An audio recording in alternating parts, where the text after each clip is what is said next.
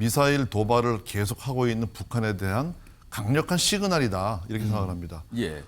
김관진 장관은 그 연평도 포격 도발 직후에 예. 그 이명박 정부 때 국방부 장관에 임명이 돼서 원점 타격이라든가 북한이 도발할 경우에는 보고하지 말고 선 조치하고 후 보고를 해라.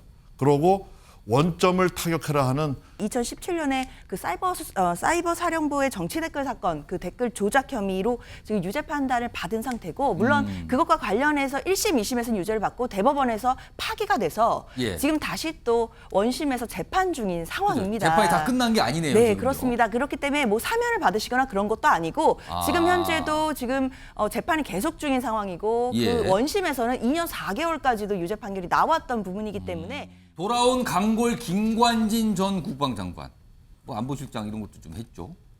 북한은 다시 부글부글. 물음표가 찍혀 있어요. 그러니까 북한이 굉장히 싫어한다는 뜻이 되네요. 북한이 싫어하면 우리로서는 좋은 건가요?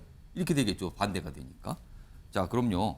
우선 김관진 전 장관 과거에 굉장히 유명했던 모습, 그렇기 때문에 어떤 별칭까지 얻게 됐던 모습들이 있거든요. 몇 가지 영상 묶었습니다. 보시죠. 김관진이다. 환영합니다. 비행 좋았습니까? 가을이 결실을 맺었다. 남북관계가 아마 큰 수확을 이렇게 거두어야 되지 않겠느냐 생각을 합니다. 남북관계도 잘 발전이 될 수 있도록 이렇게 상호 노력을 해야 되겠습니다. 이건 전쟁을 하게 되면 결국 북한은 멸망하게 되어 있습니다. 김관진 전 장관이 과거에요. 전쟁하면 북한 멸망한다. 그리고 뭔가 공격받으면 원전 타격해서 바로 응징해야 된다. 뭐 이런 얘기를 해서 별명이 뭐 강골, 원점 타격 막 이런 별명이 붙었었어요. 이런 인물이었거든요. 그래서 그런지요. 다음 영상은요. 북한이 김관진 전 장관을 어떻게 보고 있는지를 아주 단적으로 알 수 있는 영상이 준비되어 있습니다. 보시죠. 자동으로 응징한다. 언제까지? 적이 굴복할 때까지. 표적은 뭐냐? 도발 원점, 지원 세력.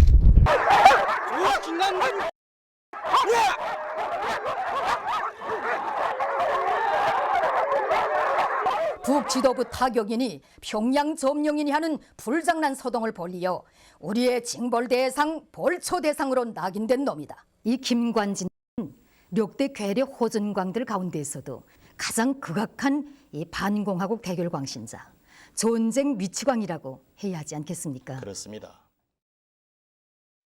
박종희 전 의원님, 북한의 저런 반응도 굉장히 사실 이례적이었어요. 특정 인물에. 그러니까 남한의 특정 인물을 놓고 저렇게까지 뭐 맹비난 정도가 아니거든요. 그리고 걔가 막 물어 뜯는 모습까지 공개를 한 거예요. 북한이 과거에 이런 모습을 보인 건 왜고 이번에도 역시 또 어떤 반응을 좀 보일까요? 어떻게 전망하십니까? 지금 안보 위협이 아주 굉장히 극대화되어 있지 않습니까? 우리 이제 앞으로 민방위 훈련까지 예. 다시 재개를 한다. 이런 상황에서 미사일 도발을 계속하고 있는 북한에 대한 강력한 시그널이다 이렇게 생각을 합니다. 예. 김관진 장관은 그 연평도 포격 도발 직후에 예. 그 이명박 정부 때 국방부 장관에 임명이 돼서 원점 타격이라든가 북한이 도발할 경우에는 보고하지 말고 선 조치하고 후 보고를 해라. 그러고 원점을 타격해라 하는, 말하자면 이 국방 전술로서는 가장 기본적인 원칙을 강하게 확인해준 우리의 그 말하자면 저 대표적인 무인이죠. 대한민국 북강군에. 근데 지금 윤석열 대통령이 임명하게 된 이유는 지금 이 국방혁신 4.0이라는 게 있습니다. 그게 뭐냐면 이제 인공지능 같은 그 과학기술 강군을 만들겠다.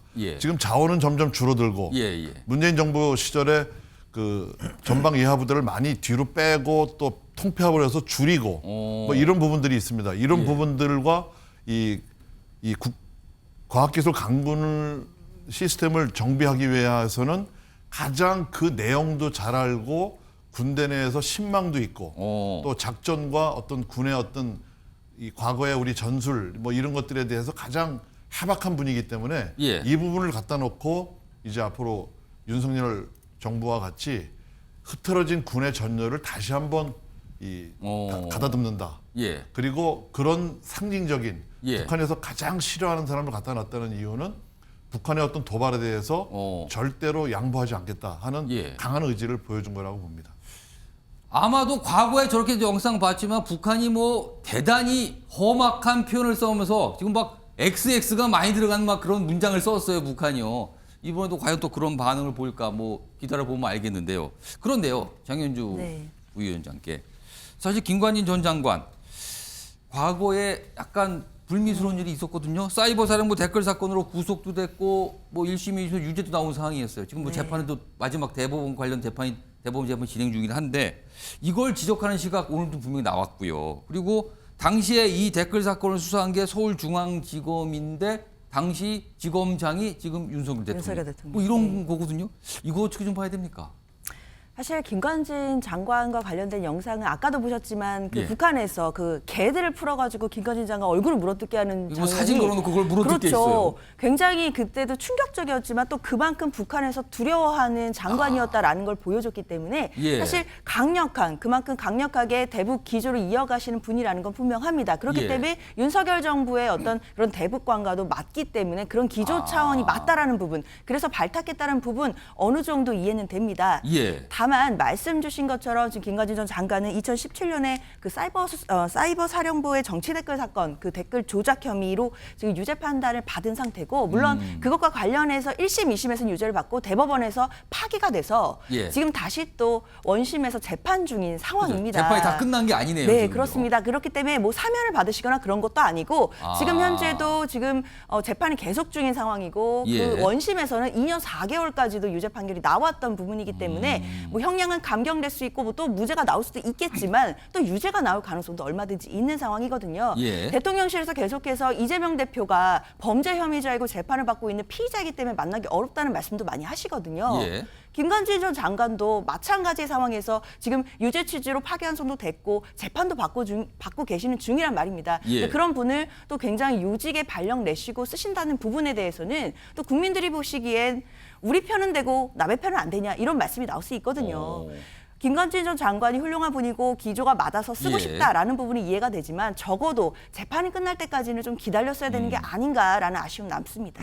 일단 뭐 내정된 상태이기 때문에 뭐 큰 다른 얘기가 없으면 그대로 임명이 될 것 같아요. 아무튼 여러 가지 화제를 나서 오늘 주목을 좀 받고 있는 인물이었습니다.